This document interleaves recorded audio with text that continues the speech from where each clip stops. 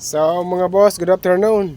Update tayo ngayon sa ano natin. Update tayo ngayon sa inakay ng kakatil natin, no? Ayan. Ayan yung ibon natin, mga bossing. So ngayon, ang gagawin natin, ayan, dahil bigyan natin sila ng pagkain.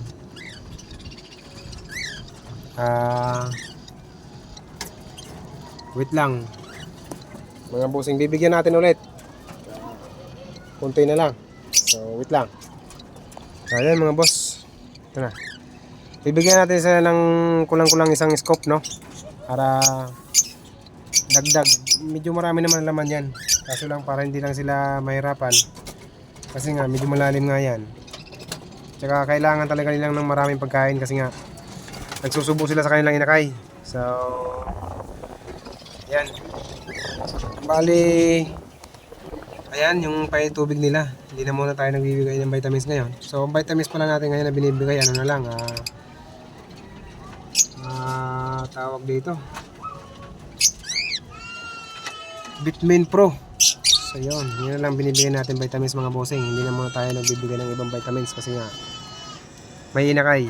So ito yung inakay, sisilipin natin mga bossing. Papakita ko sa inyo Simula nang bumagyo, hindi ko na ito nasisilip Yun. So mga boss, mukhang kakaiba yung kulay nito Ang pangit. Ang pangit. Ano bang ano nito? Ano bang tawag sa kulay na to mga bossing? Tawag nito parang normal, no? White face. So, hindi naman nata siya white face, no? So parang kakulay ito ni Kulit. Kung napapansin nyo, parang kakulay ni Kulit. Ayan. Siningsingan na rin pala natin yan. Parang kakulay siya ni Kulit. Malaki na. Saktong-sakto na siya handfeed mga bossing. So ito, hindi natin to i-out, no? Papalakihin natin siya. Papalakihin natin siya. Hindi natin siya po i-out ngayon kasi nagpapadami tayo ngayon ng kakatil ng mga boss. Bale, ito mga boss, may kapatid to, dilaw. Kaso nga lang namatay. So ayan mga bossing namatay yung kapatid niyan. Siguro natatapakan siguro ng nanay o kinain ng nanay. Kaya siguro pinatay. Sayang yun. Dilaw pa naman yan. Kasi ito yung isa, nung namisa to, kulay puti talaga yung ano niya, yung buhok niya, yung parang amag. So, kulay puti. Yung isa ay kulay dilaw. So nakakapanghinayang mga bossing kasi first time sana natin makakapagpalabas ng lutino, no? Nawala pa. So ayan, nagagalit na yung mga magulang ngayon. Nagagalit. Nasusungit yung mga yan mga boss. Ayaw talaga nila ng pinapakalaman yung anak nila Ano yan sila? Nagsusungit.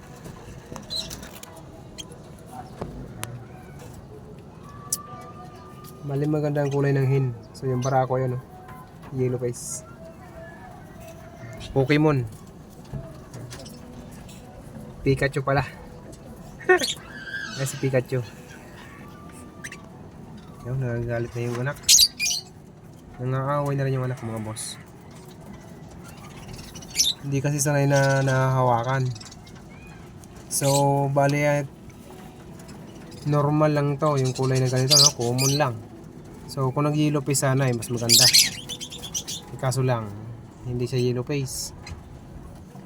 Bali kung kagaya sana ng tatay, no, na yung mukha ay parang parang Pokemon. Maganda sana tingnan lang mga busing. Kaya ito mga kulit natin mga ibon Hoy, umalis kayo dyan. Nakapasok na nga sa plastic. Aray, kopo! Anong ginagawa mo dyan? Umalis ka na dyan. Pumasok ka rin. Umalis kayo dyan. Tama na yung kain nyo. Tinapon nyo na yung pagkain Yan. Napakasarap sa pagkaramdam mga busing kapag ganito yung alaga nyo. Nagbibigay na ng inakay. So, kaya para sa mga nag-aalaga ng kakatil dyan na isang piraso lang, mas maganda ibigyan nyo ng pares. Dalawahin nyo na. Para, parang gaganito na sila nagbibigay na ng inakay. Napakasarap mga boss sa pagkaramdam na may inakay ka na. Nagbibigay yung inakay yung alaga mo. Then, hindi ka nabibili kung gusto mong mag-handfeed kung sakali. Kasi pag itong mga ganitong edad, mga handfeed, mga bossing, mas mahal siya kumpara sa adult. Pag bibili ka ng adult, no? So, yung mga ganito, kalaki. Yan mga kasing idaran ng mga breeder natin. So, mabibili nyo ito sa mga subastahan, no? Sa mga pet market. Mabibili nyo ito ng mga 600 to 900 ang isa. Yan. Depende yun sa ano nila. Tawag dito sa bloodline, kumbaga nga. Depende sa klase. Pero yung mga ganitong breeder natin, nasa 600 lang to. To 900 ang bigayan niyan. Depende sa nagbibinta, no? Depende sa laki o kaya sa nagbibinta kung magkano malaki na yung ginastos niya. So, ganun. Pero hanggang basta dyan lang naglalaro yung bintahan yan sa mga ganyan. Pero pagka mga hybrid na, siyempre, ibang presyo na yun. Mas mahal. Pagka ganito naman mga busing, na ano, na tawag dito, normal, no? Sa mga ganyan normal. Mabibili mo yan ng mga 900. Yan, sa mga pet market 900 yung mga ganitong mga ganitong handfeed. Bibili mo na yan ng 800. So, hindi pa siya marunong kumain ng syringe. So, ikaw bali ka pa magtuturo. Kaya mas mahal.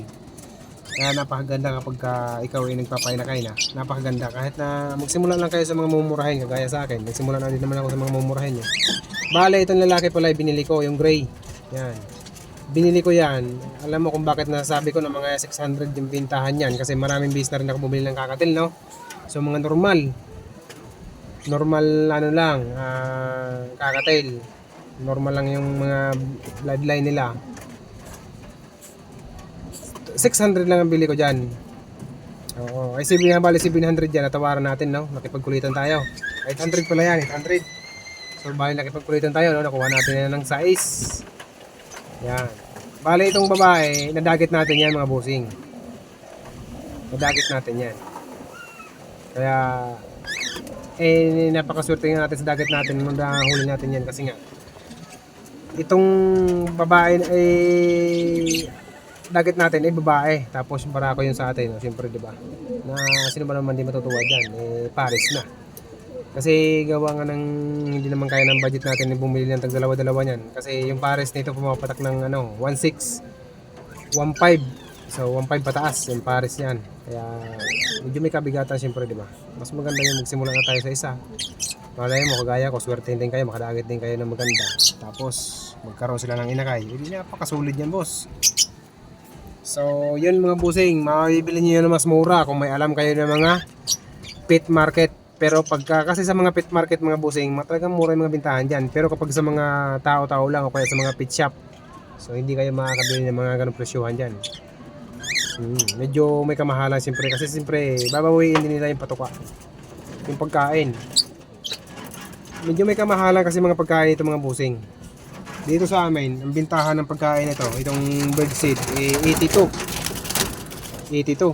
Kaya sa iba, 60. 66, 64 sa iba. Pero dito sa amin 82. Kaya medyo mabigat. Kung bibibenta mo lang yan ng magkano, di lugi ka na. Kaya para sa akin, tiyagaan lang kung mag-iibon. Para alagaan nyo mabuti siyempre para umaibon kayo para hindi na tawag dito, hindi magkakasakit, hindi mamatay. Dumami, no? Mga bossing. So yan mga bossing, binalik na natin yung inakay. So yun, maraming salamat sa inyo lahat. So, thank you mga marami.